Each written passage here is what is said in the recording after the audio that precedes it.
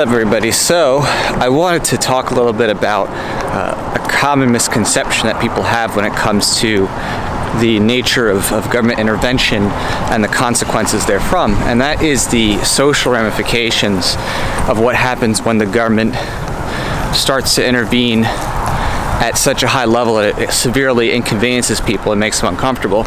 And especially with the lockdowns and shutdowns, the mask and pass mandates and things like that, I think a number of people had felt like as if the government would do these things and they would just clean get away with it. There'd be no blowback whatsoever. And I think that this is a grave mistake to make intellectually, because in reality, people respond to incentives.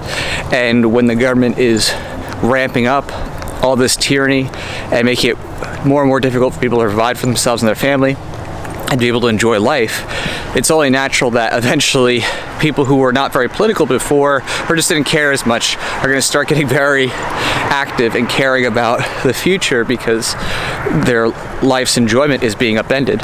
So with that in mind, what we're seeing in those shifts across the world is manifesting, I would say, in some parts you could see in the courts with the lawsuits over these things, but otherwise, especially with migration and people moving to states where there's more freedom respectively compared to where they're coming from. I think a lot of people who are moving to Texas and Florida are in that camp.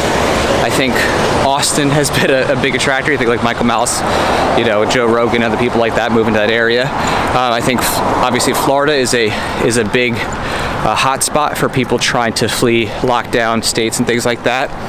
Even Ben Shapiro and Dave Rubin chose Florida. A number of other people have chosen Florida in that alt media space, and I think you're going to see these kinds of trends continue.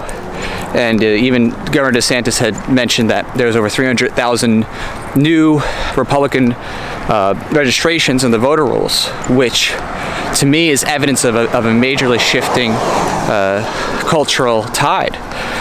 And he noted, when it was on the Ben Shapiro show, that for the first time in Florida state history, there were more registered Republicans than Democrats. Now again, that doesn't mean that it's less statism. It just is. It's a significant change, evidencing the cultural shift that's taking place in the states that are receiving all the people fleeing lockdowns and shutdowns and other kinds of mandates from their states. So with that in mind, I think what you're going to see is a radical polarization between the more restrictive states and the freer states, because the pain to change is going to become less than the pain that's existing by remaining in those states.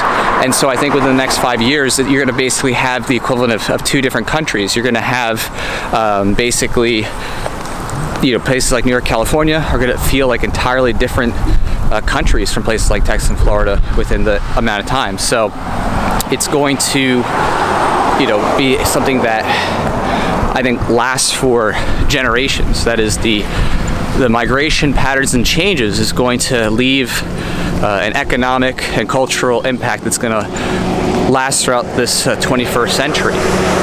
So I think it's important to observe that reality, that there is going to be dynamic shifts in that direction. And it's also important to think about your own position and how to better your life with everything coming up, because with the government inflation fostered by spending and digital printing, it's going to make things more difficult, and you really have to ask yourself, are you in a place that is going to be beneficial to you socially and economically? And if you're not, if you're in a state where those in power are willing to just shut down your life and treat you, like you're some second-class person, that's not really a sustainable way to live. You really need to think about how you can get out of those places, or if you have enough of a coalition and support, how to try to change things there culturally, politically. But I don't believe that the political cultural means are going to be very strong in the states that have already basically fallen. When you think places like New York and California, where it's completely controlled by totalitarian, authoritarian, mostly Democrats who have no care for your personal well-being. They'll do whatever they need to